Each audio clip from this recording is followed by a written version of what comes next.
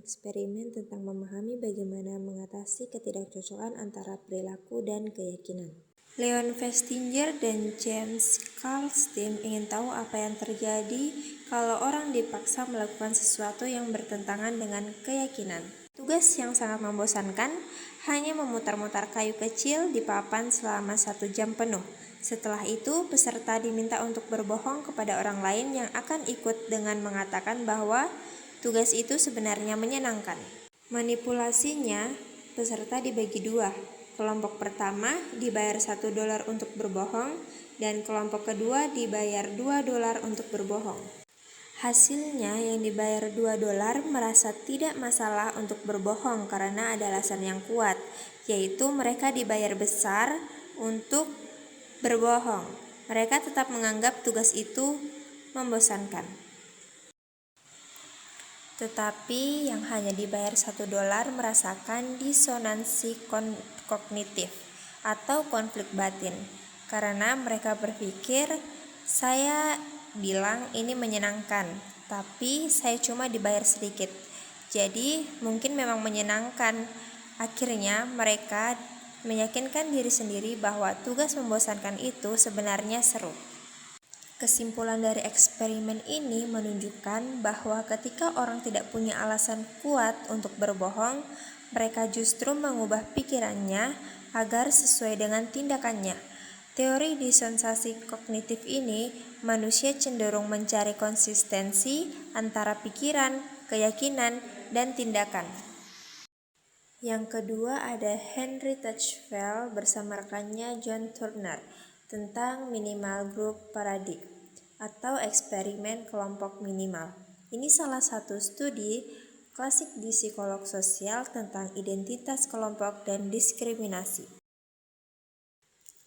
Tujuan dari eksperimen ini ingin mengetahui tentang apakah orang benar-benar butuh alasan yang kuat seperti ras, agama, atau politik untuk bersikap diskriminatif terhadap kelompok lain, atau cukup dengan pembagian kelompok sederhana saja. Metode yang mereka pakai adalah membagi peserta remaja laki-laki menjadi ke dalam 2 kelompok secara acak.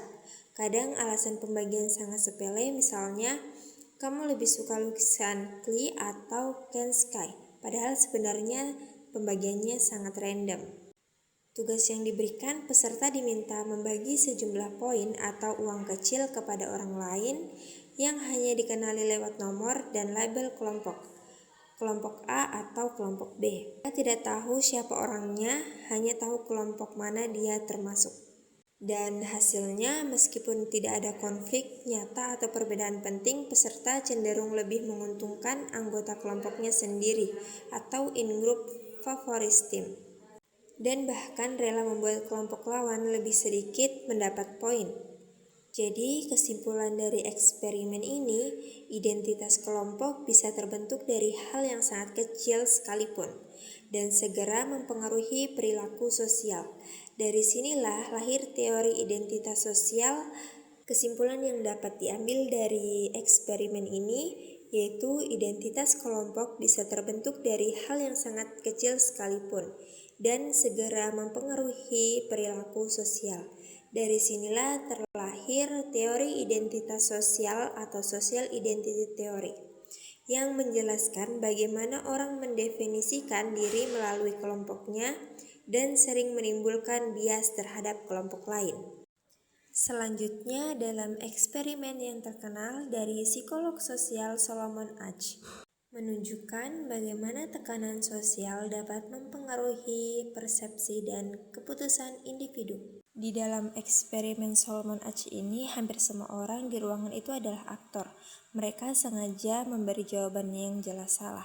Awalnya peserta asli menjawab benar, tetapi ketika mendengar orang lain kompak memilih jawaban yang salah, banyak yang akhirnya mengikuti menjawab dengan salah. Hasilnya, sekitar sepertiga peserta ikut menyesuaikan jawaban dengan kelompok, meski sebenarnya tahu itu salah.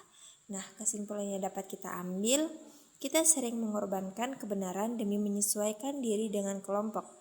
Inilah bukti kuat bagaimana tekanan sosial itu dapat mempengaruhi keputusan kita.